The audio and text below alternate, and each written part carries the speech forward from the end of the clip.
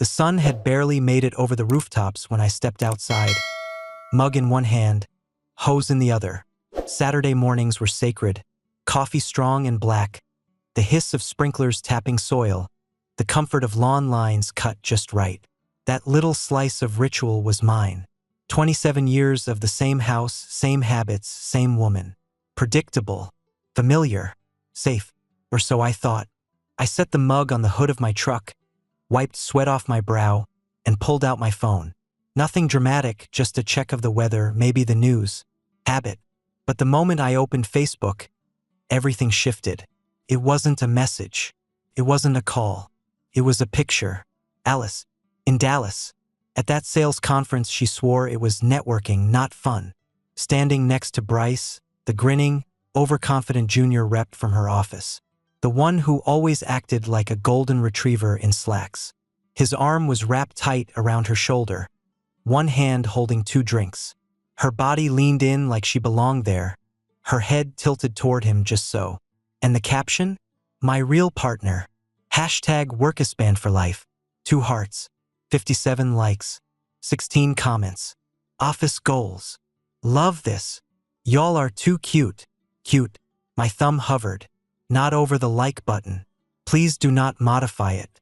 Just frozen there. Not shaking, not sweating. Numb. Then I read it again, slower. My real partner. Not even subtle. Not even smart. Just casual destruction. Like the caption was the punchline to some inside joke I'd never been invited to.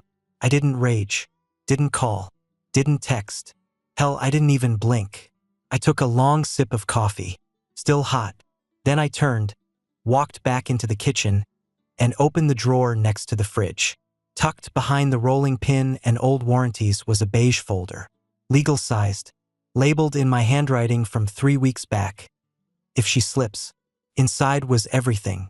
Draft divorce papers. Preliminary asset breakdown. Copies of account statements, trust protections, and instructions from my lawyer Marcus, a straight shooter I met through a mutual at the VFW hall. The man didn't mince words. You ever get the proof, Frank, you better hit the ground running. No discussion. No hesitation. I hadn't told Marcus why I needed the folder. He didn't ask. He knew the look. I placed the folder on the kitchen island. Smoothed it out like setting a table for one. Then I made a fresh pot of coffee. French press, not drip. Good beans, no cream. The kind I saved for holidays or good news. And this was the best news I'd had in years. Not because I was happy she'd humiliated me. Not because I wanted out. But because I was finally free to act. For months, maybe years, I'd felt it. The shift. Late work calls. Private texts. That manufactured laugh she saved for strangers. I ignored it, like a man who knows the bridge is crumbling but keeps driving across it because it's the only damn road he's ever known. Well, the bridge gave out. I walked back outside, coffee in one hand, phone in the other. The sprinklers ticked away in the background. Peaceful. Familiar. But I was done pretending. I opened the Facebook app again, stared at the photo one more time. Then I typed a comment. Just 5 words. Congratulations. The divorce begins Monday. No caps. No punctuation. No anger. Just finality. Then I logged out. Back inside, I slid the folder to the center of the table. Alice would be home in 2 days. Plenty of time for the truth to settle. Let her sip her overpriced cocktails and giggle beside her boy toy while the ground shifted back here. I finished my coffee, rinsed the mug, and put it back on the rack. The hose was still running. My roses needed watering. Life didn't stop just because the truth showed up in pixels and hashtags. But I had stopped pretending. And that was the beginning of everything. She didn't call until 10:37 that night. My phone buzzed while I was finishing a sandwich. Ham, mustard, and the last of the dill pickles I liked thin-sliced. I glanced at the screen. Alice still had the heart emoji next to her name. I let it ring twice before picking up. Hey, babe, she said, sugary sweet, like she hadn't just made a public fool out of me in front of everyone we knew. Are you still up? I am, I said flatly. Long pause. I saw your comment. What's going on? She was faking confusion, playing it light.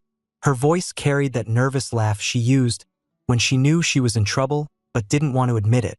"You saw it," I said. "Frank, come on. It was a joke.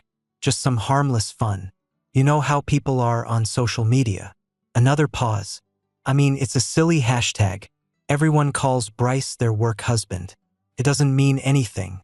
We were just goofing around. He's like a kid. You're my real husband. You know that, right?" I didn't say anything. Just listened. Let her hang herself with every word. You could hear the wheels turning behind her voice. The rehearsed innocence. Not even an apology, just excuses. Polished and cheap, like a clearance sale necklace that turns your skin green. I stood there in the kitchen, the beige folder right in front of me.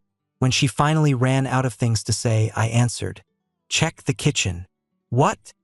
she asked, caught off guard. "The kitchen," I repeated. "Check the kitchen when you get home." I hung up. No goodbye. No yelling. Just a click and silence.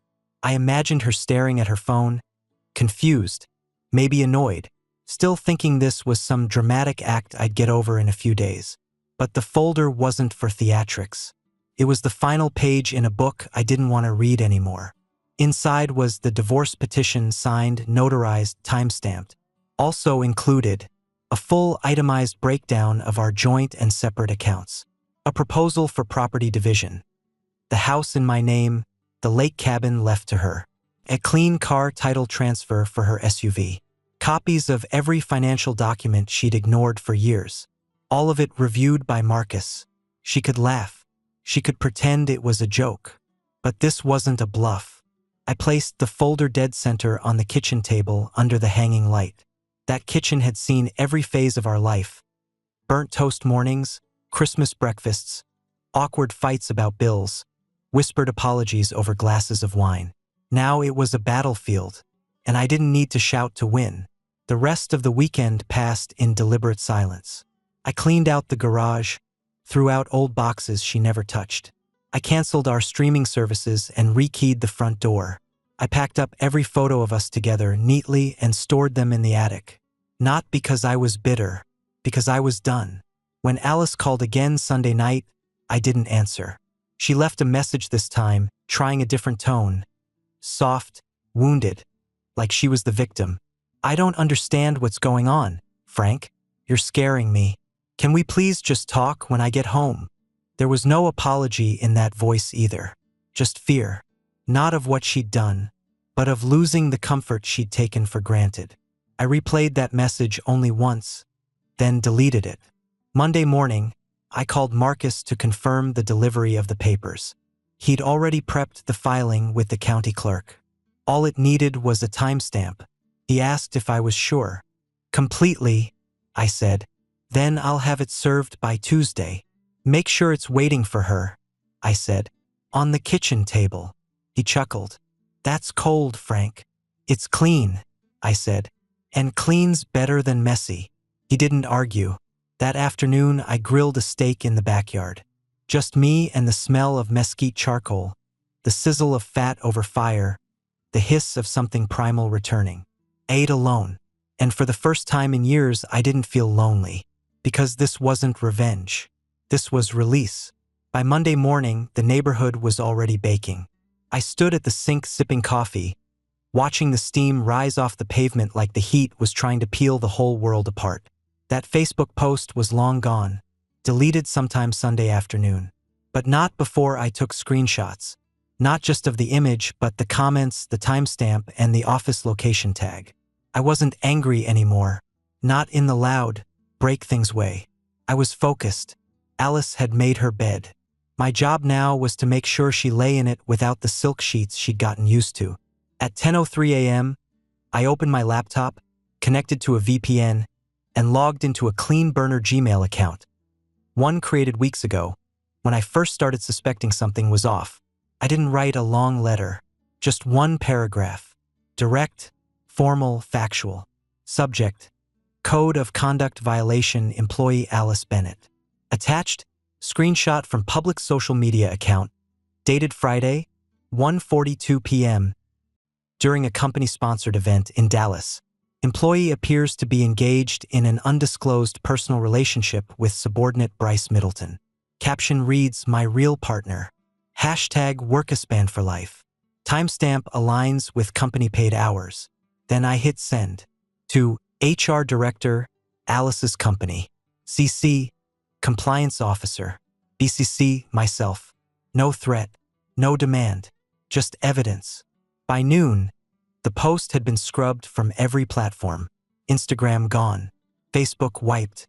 Even Bryce's stupid LinkedIn banner photo, where they'd posed together at a team bonding event, was replaced by a generic headshot. Someone had hit the panic button. At 3:14 p.m., my phone buzzed with a text from Don, an old hunting buddy who happened to work in corporate security for the same company. "Don, HR opened a file. You didn't hear that from me." I didn't reply, just nodded and set the phone down. I'd baited the hook. Now it was time to cut the line. That evening, while Alice was still in Dallas, likely sweating through her best apology dress, I sat down at the kitchen table and opened a yellow legal pad. I began writing out every account she was tied to: joint bank, investment funds, credit lines. Then, one by one, I began slicing the ties. Changed passwords on all logins. Removed her name from shared accounts. Transferred balances into protected personal funds. Alerted my credit card company to freeze the joint card. Set up 2 new savings accounts under the trust Marcus had helped me quietly form last year. Alice had never cared about money. Not in a smart way. She liked to spend, not track. Thought balance sheets were your thing, Frank. That worked in my favor now. She wouldn't even know what she'd lost until her next swipe declined. I finished the financial teardown in under 2 hours.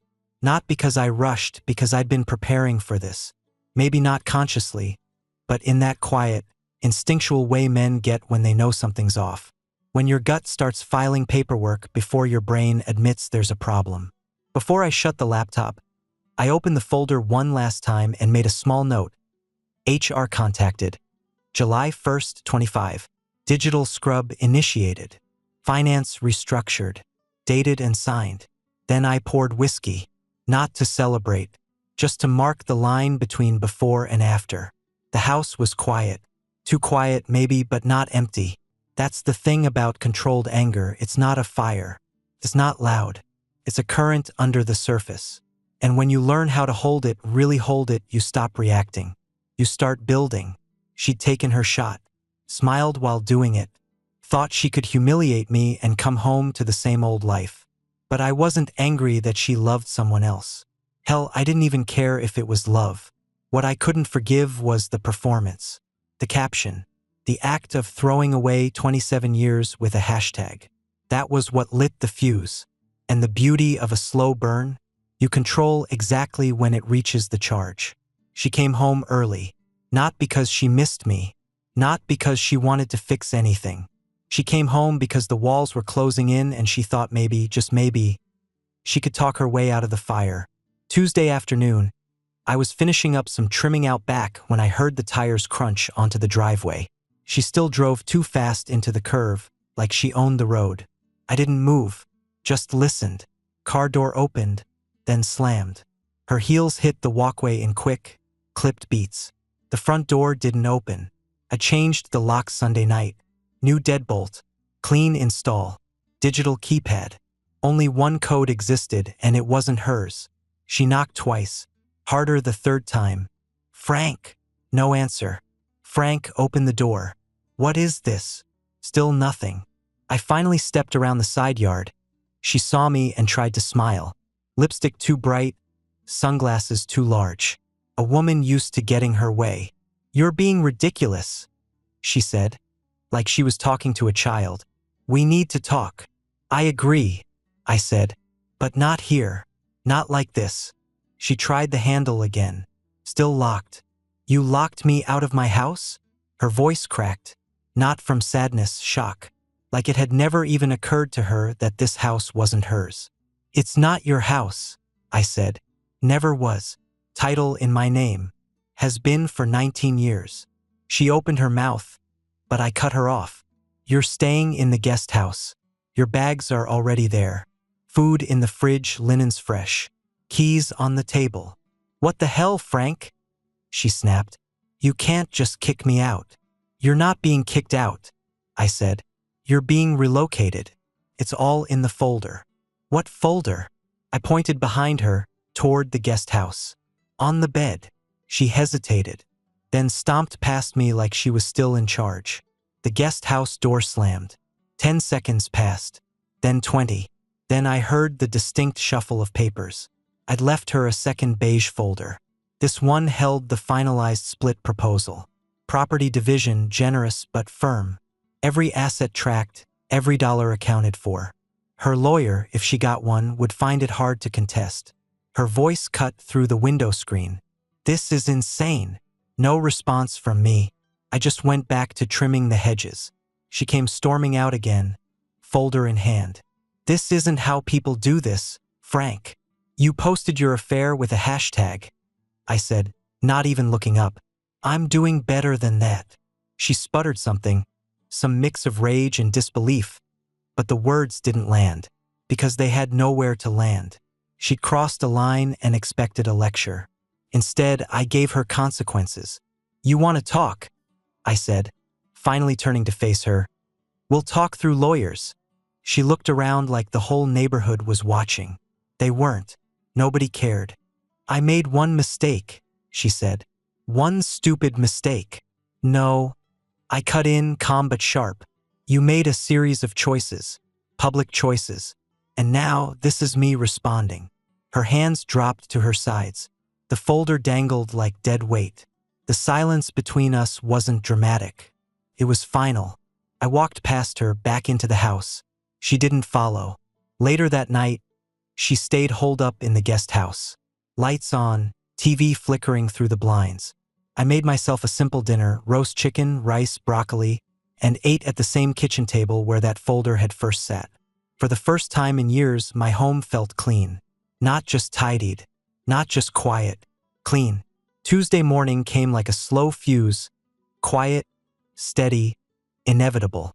Alice left the guest house early. I watched her through the blinds, coffee in hand, as she strutted toward her SUV like nothing was wrong. Hair curled, blazer pressed, face made up for war. She still believed she could bluff her way through this. That her charm, that carefully curated smile, would buy her another clean escape. It wouldn't. At 9:15 a.m., she walked into a scheduled meeting on the 8th floor of her downtown office building. She expected to find a planning session for next quarter's sales campaign. What she found instead was a rectangular table occupied by 3 stone-faced professionals. HR, legal, her department head. The air in that room was heavy the moment she walked in. Dawn told me later, off the record, that she froze for half a second when she saw who was waiting. She tried to recover with a laugh. Always the performer. "Oh, what did I do this time?" she said with a grin, easing into a chair like she was being inducted into a surprise award ceremony. No one smiled. The HR manager, a woman named Cora, late 40s, sharp as a box cutter, opened a laptop and spun it toward Alice. On the screen was the screenshot, the photo, Bryce's arm, Alice's hand on his chest. That damn caption. "We're here to discuss a potential breach of conduct," Cora said flatly. Alice blinked, played innocently.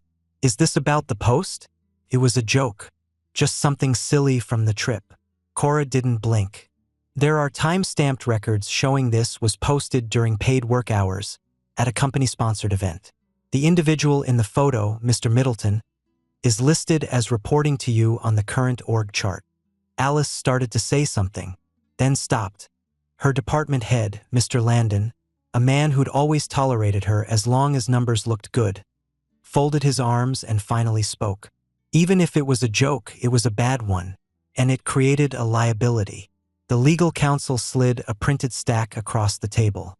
"A preliminary review indicates multiple policy violations: fraternization, non-disclosure, reputational risk. We've opened a formal investigation. You are placed on administrative leave effective immediately, pending outcome." Alice's hands trembled slightly. She tried to steady them by locking her fingers together on the table. But he's not. It wasn't. No one's accusing you of criminal behavior, Cora said. We're addressing conduct and perception. Alice's voice dropped. Someone sent this in anonymously, didn't they? Cora nodded once. Yes, from a company email. Alice's shoulders sank for the first time. That mask she wore, confidence, control, curated innocence, cracked right there in the middle of that sterile, glass-walled conference room. She wasn't used to being held accountable. Certainly not by people she'd always outmaneuvered. By the time the meeting ended, her badge was deactivated, her laptop returned, and her company phone surrendered. She walked out with a cardboard box the same way every fired employee does, except she wasn't technically fired yet. Just suspended, hung out to dry. She came home just after 1:30 p.m., walking straight past the main house and back to the guest house without a word. She didn't knock, didn't rant, didn't even glance toward the garden where I stood pruning the roses. That silence? It wasn't surrender. It was the sound of someone realizing they'd finally stepped too far over the line and there was no ground left to stand on. I went back to my trimming. The sun was bright. The petals on the blooms were full and red. The thorns were sharp, but predictable. Unlike people. That night, I watched the sunset from the porch, whiskey in hand. Inside the guest house, her phone lit up with calls. Bryce, her boss, probably her sister too. None of it mattered. The company had seen the joke, and no one was laughing. Wednesday morning came with gray skies and thick humidity, the kind that settles into your bones before you even step outside. I was in the den, reading over trust account updates from Marcus, when I heard it. A scream, sharp, unfiltered. Animals. It didn't come from the television, not from a phone call. It came from the guest house. One of those screams that cuts through drywall and distance. Not pain, not fear, loss.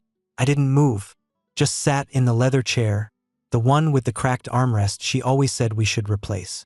Funny thing, I'd grown attached to it. You can trust a chair that holds your weight without complaint, even when it's worn. The scream faded, then silence, then the sound of footsteps pacing back and forth. She'd read the email. I already knew what it said. Don had forwarded me the internal memo from a private account with a single sentence. It's done. No ceremony. No face-to-face meeting. Just a sterile email from the CEO's office. Subject: termination of employment. To Alice Bennett. From Executive Operations. Date: July 3, 2025. This notice confirms your employment has been terminated effective immediately, following internal review of conduct violations during the Dallas sales conference.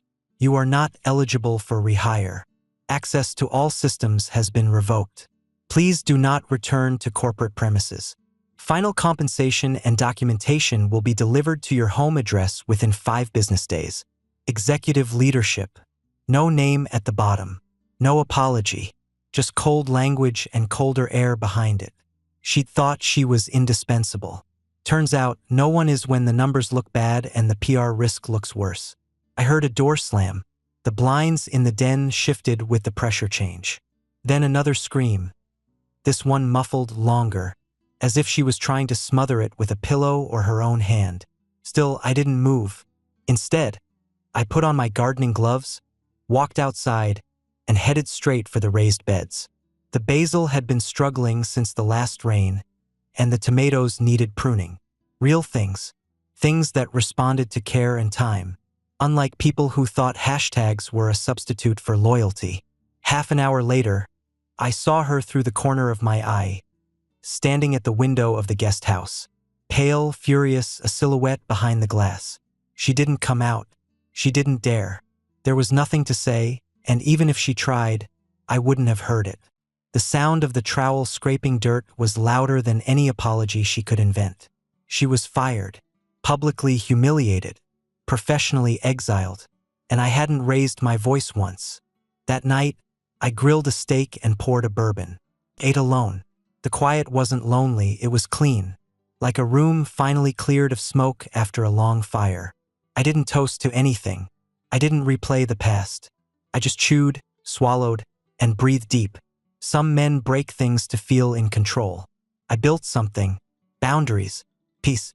An exit that didn't need yelling to echo. She stormed into the house just after 8. No knock. No call. No warning. Just the slam of the door and the thunder of heels across hardwood. She hadn't worn heels in the house in years. I guess she needed the sound. Some last-ditch attempt to announce she still mattered. I didn't even look up from the kitchen sink. I was washing out my coffee mug, scrubbing the edge with a sponge until the last stain disappeared. "Frank," she barked. "We are going to talk. Now." I didn't answer. "You destroyed my job. Do you even get that? You set this whole thing in motion like it was nothing. You ruined my life." I turned off the faucet, dried the mug with a dish towel, placed it gently on the rack. Then I walked past her. No eye contact, no drama. Straight into the living room, where I picked up the remote and hit play. Pre-recorded audio filled the room. My own voice, calm and exact. "If you're hearing this, it means you're still trying to get a reaction. That part of our life is over. I will not engage. If you need to communicate anything moving forward, do so through legal counsel. This home is no longer shared. Your access is a courtesy. Temporary." The recording ended. Silence. She stood there blinking, confused, angry, embarrassed. A woman used to pull strings and finding them all cut. "You recorded a message? Are you serious?" Still no reply. She turned the TV off. I turned it back on. No emotion. Just the remote control in hand and my boots crossed at the ankle. Her arms dropped to her sides. "I lost everything because of you." That one made me look up. Just briefly. "No," I said. "You lost everything because of you. I just removed the padding." She stepped back like I'd slapped her. But the words were clean, precise, not cruel, just true. "You were supposed to be my partner," she said, voice smaller now. "I was," I said, "until you wrote my real partner under someone else's arm." That shut her up.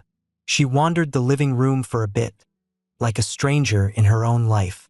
Her eyes scanned the walls, the furniture. Photos were gone. The throw blanket she liked had been boxed. Her favorite candle, the one she lit when she wanted to feel cozy, was missing. Not in the trash, just gone. Like her presence here had already been erased. She stopped at the hallway table. On it sat a plain white envelope, sealed, with her name written in black ink. She opened it, hands trembling now. Inside was a letter from her former HR department. Standard termination language. A checklist of exit procedures. A list of digital assets revoked. And a notice that she was being removed from the company's internal directory by Friday. Her face crumpled. Not with tears, with disbelief. "This wasn't supposed to happen," she said. "I didn't mean for it to go this far." "But you posted it," I said. "And you tagged him. And you laughed." She looked up, mascara smudged. "I thought you'd forgive me." "You didn't ask," I said. "You didn't even try." Her jaw worked for a response. None came. Eventually, she dropped the envelope and walked out. Not a word.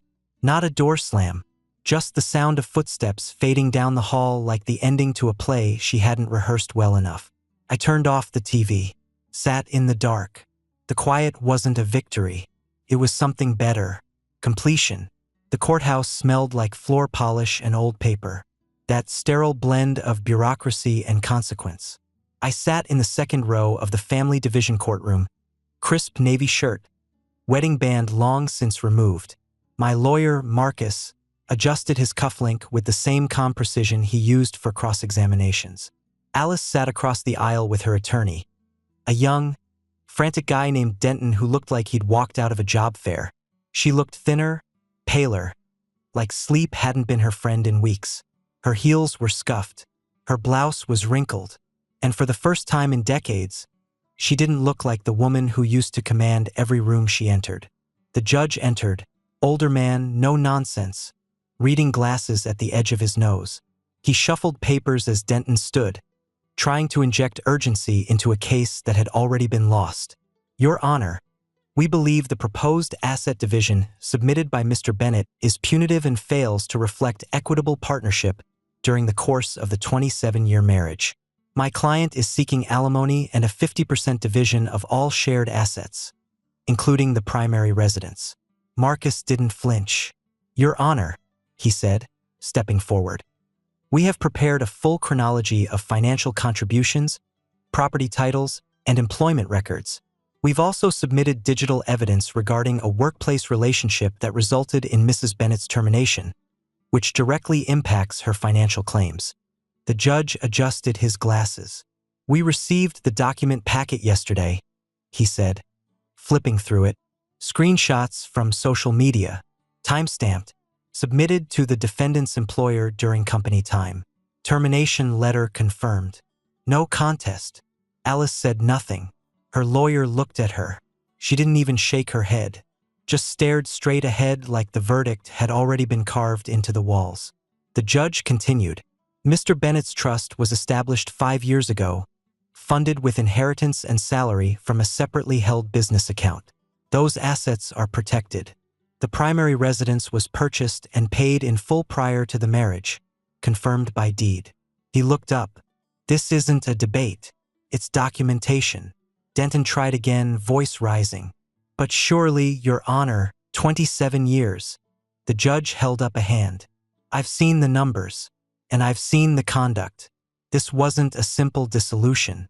It was a premeditated exit by the defendant with public evidence of infidelity, emotional or otherwise, that caused professional and reputational damage. He turned to Marcus. Your client's proposal stands. Mr. Bennett retains the primary residence, full rights to the trust, vehicle, and 70% of shared assets. No alimony awarded. Retirement accounts to be split per existing prenup clause. Divorce finalized effective today. Just like that, Alice's hands stayed folded on the table. Her mouth didn't move, but I saw it, the slight quiver in her jaw, the tightening around the eyes. She was unraveling quietly. Dignity was the last thing she could cling to, and even that was starting to slip. After the gavel hit, I stood, shook Marcus's hand, and walked past her without a word. She didn't look at me, not once. Outside, the air was hot and bright. The courthouse doors hissed shut behind me like sealing off the last chapter of a book. I didn't celebrate, didn't hit a bar, didn't call friends. Just walked to my truck, sat behind the wheel, and let out one long breath that had been stuck in my chest for months. It wasn't satisfying. It was release. I'd brought facts into a room where she once ruled with charm. And facts don't blink. The roses bloomed 2 days after the divorce was finalized. Deep red, heavy with dew, the kind of bloom that holds its shape even under the weight of a storm. I stood there that morning, garden shears in hand, the cool Texas breeze running lazy through the backyard. Sunlight filtered through the oaks like it had every summer since we moved in. But everything was different now. Alice hadn't come out of the guest house since court.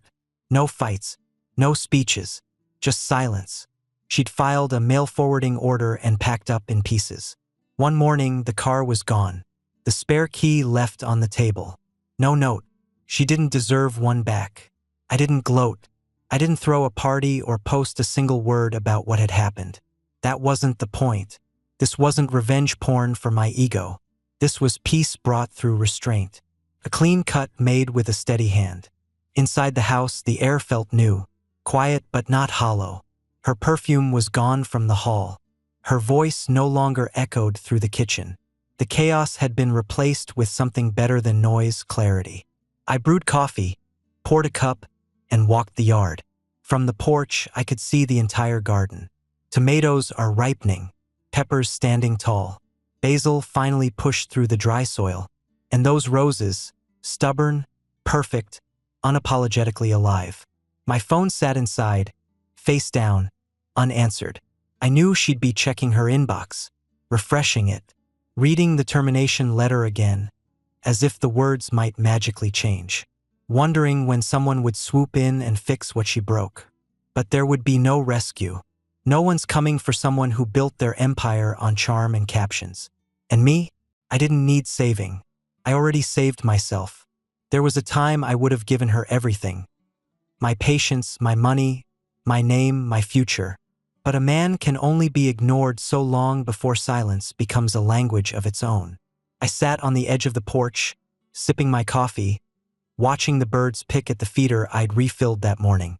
The chaos was behind me, the storm had passed, and in its place there was stillness.